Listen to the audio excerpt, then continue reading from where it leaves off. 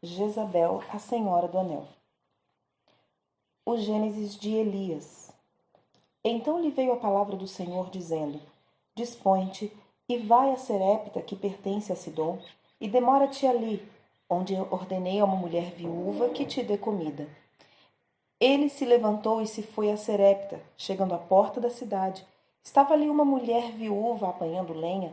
Ele a chamou e lhe disse: Traze-me, peço-te, uma vasilha de água para eu beber.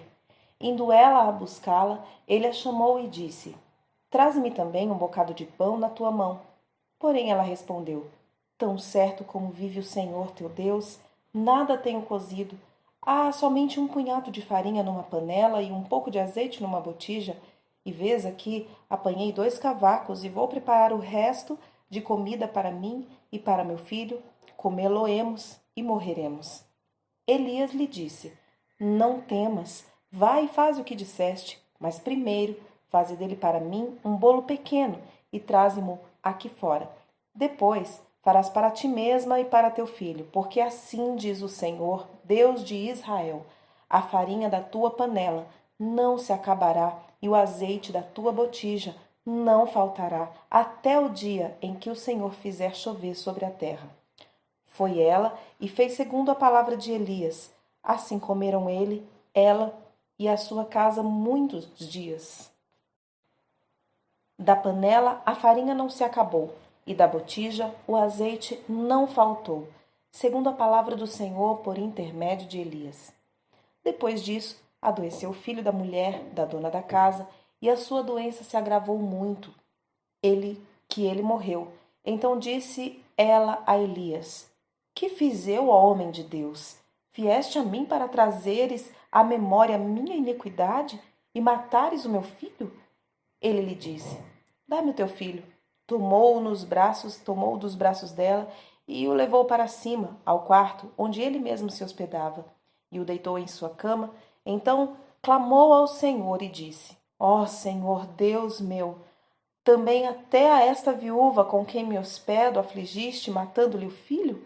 E estendendo-se 3 vezes sobre o menino, clamou ao Senhor e disse: Ó Senhor, meu Deus, rogo-te que faças a alma deste menino tornar a entrar nele.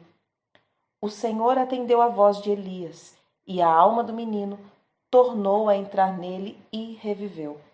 Elias tomou o menino e o trouxe do quarto à casa, e o deu à sua mãe e lhe disse: Vê, teu filho vive. Então a mulher disse a Elias: Nisto conheço agora que tu és homem de Deus e que a palavra do Senhor na tua boca é verdade. 1 Reis 17, do 8 ao 24. Deus treina seus profetas guerreiros e conquistadores em pequenas batalhas, com vitórias que detêm todos os elementos de uma guerra maior. Davi lutou contra um simples leão e um urso para se preparar para um Golias. Moisés cuidou de um rebanho de ovelhas durante 40 anos no deserto e lá aprendeu a ter paciência infinita com os animais errantes. Assim, ele estava pronto para levar 5 milhões de hebreus em circunstâncias como aquela, pois foi educado para aquele tipo de desafio em escala menor. Deus pode expandir você, mas nunca o deixará sem um precedente. Ele tem a integridade de não lhe atribuir uma tarefa com a qual você não saiba lidar ou não tenha enfrentado em escala menor.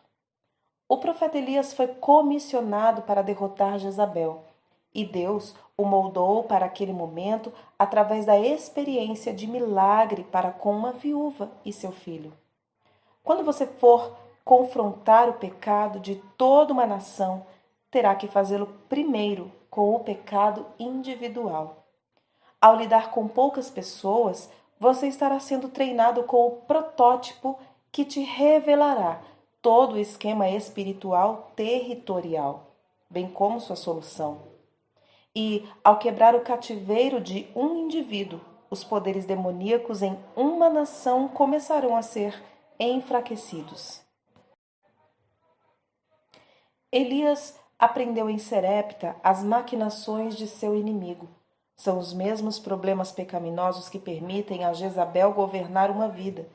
E como se dá E como se dá a morte ao eu, passo necessário para sair do seu esquema.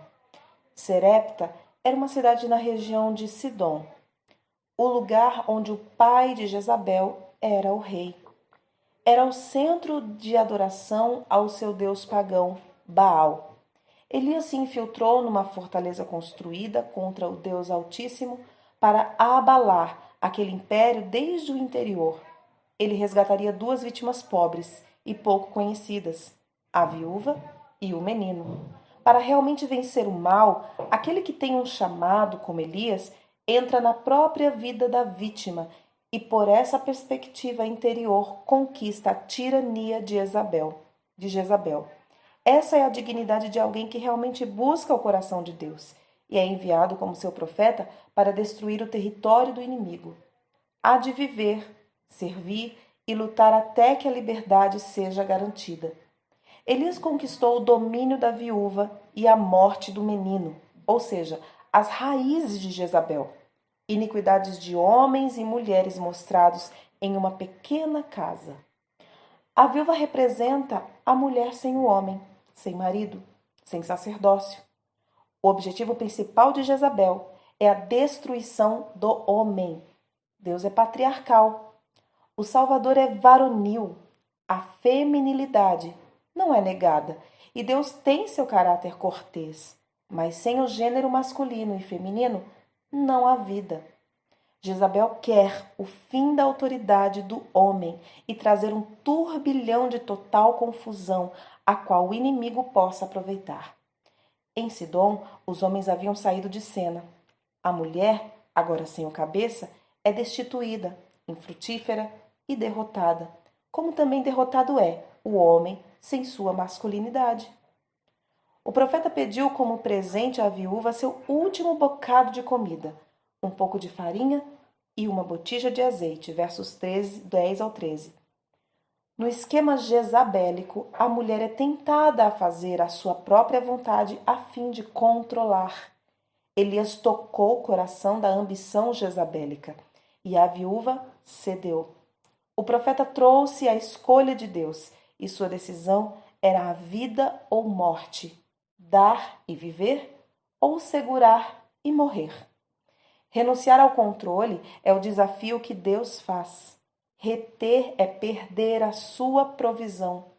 Ceder com todos os seus riscos aterrorizantes é a provisão durante a estação de escassez. Jezabel é o governo de roubo e assassinato, que é a essência da natureza de Satanás, manifesto por meio de um vaso humano que compartilha sua mesma ambição de possuir. Jezabel possuía a posição de seu marido, a vinha de Nabote, os profetas de Deus.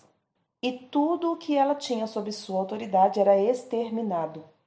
Esta é a influência de Jezabel. A viúva, sob o domínio do culto a Baal, o deus de seu país, foi tentada a resolver a vida pela possessividade de Jezabel.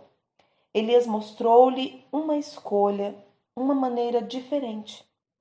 O que a mulher rendesse a Deus seria devolvido com multiplicação. A força de uma mulher reside em sua vulnerabilidade feminina, que Deus se deleita em cobrir. Mulheres sem homens podem fazer maridos em miniatura de seus filhos, privando-os da autoridade e sacerdócio e tornando-os escravos dos medos da mulher. Tais homens nunca escapam das prisões internas em que mães dominadoras o colocam, e nesses cativeiros vão perecendo aos poucos. As mulheres podem fazer meninos dos seus maridos, assumindo o papel de mãe em vez de mulher. A Bíblia relata: o menino ficou doente e foi cada vez pior. Verso 17. Mulheres com medo, decepcionadas com os homens, muitas vezes são possessivas com seus filhos e assim os impedem de crescer em sua masculinidade, mantendo-os como meninos malcriados. Este é o espírito de Acabe, o enfraquecimento dos homens até a morte total de sua identidade. Meninos Acabe, como viúvas Jezabel, morrem de forma lenta e sufocante. A morte da individualidade, da energia e, pior, a morte do seu sexo, anulando a masculinidade que Deus criou e que a sociedade precisa. Quando Jezabel governa, ela mata a virilidade. Sua ambição não é ser rainha, mas ser rei, com os privilégios e o poder que pertencem aos homens. Seu rival não é outra mulher, mas outro homem. Quando uma mulher assume uma posição dominante, ela está acolhendo Jezabel. Quando a mulher se entrega ao medo e cobiça, ela dá lugar ao governo de Jezabel. Ela consome a vida do menino, a identidade do sexo masculino, e ele dormirá na paralisia pela perda da sua autoridade. A viúva tem algum sentimento de culpa, uma ideia do seu erro, assim como todas as mulheres que anulam os homens.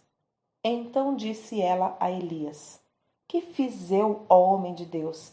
Vieste a mim para trazeres à memória a minha iniquidade e matares o meu filho? 1 Reis 17:18. Mais uma vez, a solução é entregar o que se tem. Elias disse a ela: Dê-me seu filho, no verso 19.